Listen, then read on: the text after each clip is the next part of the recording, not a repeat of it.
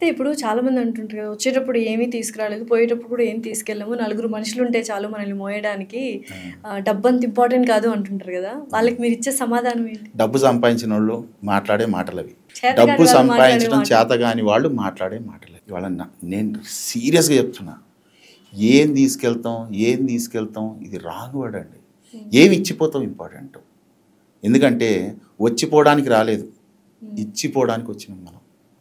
ఏదో ఒకటి ఇచ్చిపోవాలి. ఏమి ఇచ్చిపోవాలి?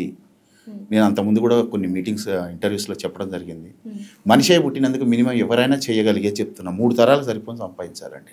ఎలా సార్ 3 తరాలకి? ఇప్పుడు 3 తరాలు అంటే నేను నా కూతురికి ఏమనుకుంటున్నారు? మీరు మీ సంపాదించడమే పిల్లలు కష్టమైపోతుంది. వాళ్ళ పిల్లలు అనుకుంటున్నారు. కాదండి, మిమ్మల్ని కన్నా తల్లిదండ్రులు. ఓకే. మీరు మీ బెటర్ ఆఫ్. మీ కడుపున పుట్టిన మీ పిల్లలకి వాళ్ళు ఎంత చదవాలనుకుంటున్నారో చదివించి వాళ్ళ సెటిల్మెంట్కి కొంత హెల్ప్ చేసి అంత సంపాదించవచ్చు చాలు. అంతే. ఇది 3 తరాలు సరిపోయిన డబ్బు ఎవరైనా సంపాదించాల్సిందే. 3 కానీ పేరు మాత్రం 10 తరాలు గుర్తుపెట్టుకునేంత సంపాదించాలి. డెఫినెట్లీ. నేను అనేది అది. ఏం తీసుకెళ్తావు కాదు, ఏదో ఒకటి ఇచ్చి వెళ్ళాలి కదా సమాజానికి. ఎవరో ఒకళ్ళు ఇవ్వండి ఈ లైఫ్ మనం అనుభవిస్తున్నామా? అవునా కదా? డెఫినెట్లీ. మనకి ప్రతి ఒక్కళ్ళు ఈ మైక్ ఒకళ్ళు ఇచ్చారు, మనకి ఆ లైట్ ఒకళ్ళు ఇచ్చారు, ఈ కెమెరా ఒకళ్ళు ఇచ్చారు. ఈరోజు మనం వేసుకునే ఈ కల్చరు, డ్రెస్సు, ఈ లాంగ్వేజ్ ఎవరో ఒకళ్ళకి మనకి ఇవ్వబట్టే కదా మనం ఈరోజు. మరి మీరేమి ఇచ్చి వెళ్తారు? అది ఇంపార్టెంట్. మరి ఏదైనా ఇచ్చి వెళ్ళడానికి ఫ్రీగా అవుతుందా? డబ్బు కావాలి కదా అన్నిటికీ.